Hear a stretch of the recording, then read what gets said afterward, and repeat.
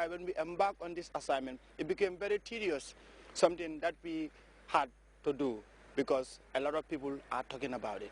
Within the Greater Banjul area, we visited places in an attempt to get people to talk to us about this development story. Some declined completely, others managed to speak to us.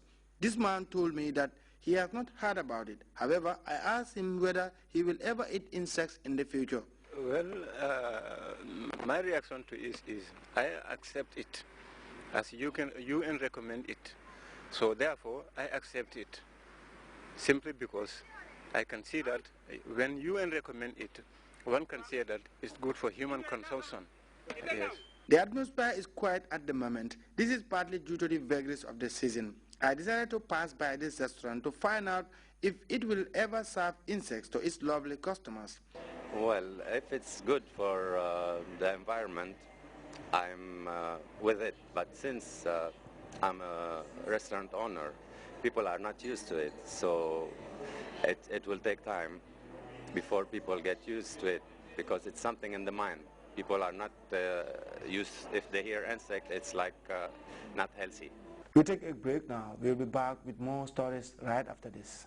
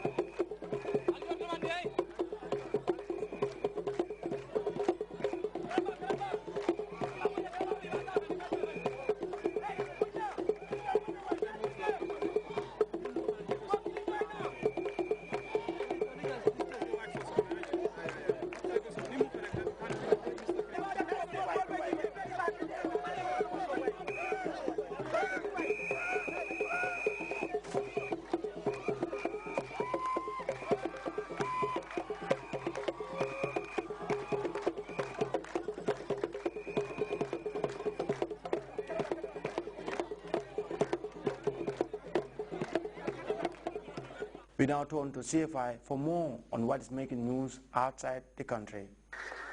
A head of cattle at this farm in Tukunus, located 230 kilometers from Niamey, can produce up to 15 liters of milk per day. The breed is called Azawak. The animals are bred through artificial insemination. There are approximately 700 head of cattle in Tukunus, but the breed is widespread throughout West Africa. Despite this tremendous potential, dairy farmers in the region produce 3 million tons of milk per year, scarcely enough to cover 50% of their costs. Some countries in UEMOA are extremely rich in terms of livestock, while others demonstrate a high potential with regard to their agricultural production.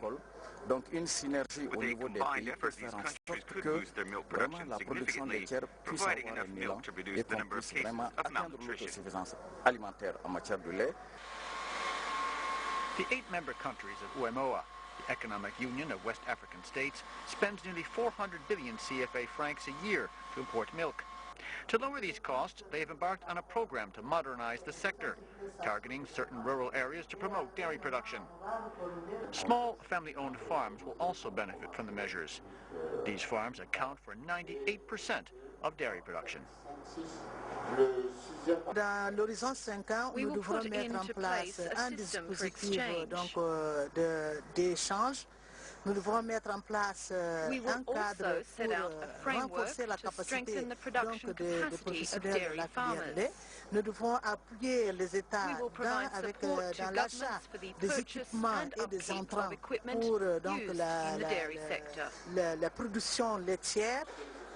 UEMOA hopes that a stable dairy sector will generate thousands of jobs and improve living standards throughout West Africa. Well, that's Weekend Spectrum this week. Thanks for watching. Join us next week for a brand new edition of the program. Until we come your way, my name is Ibrahim Balde. Have a pleasant weekend.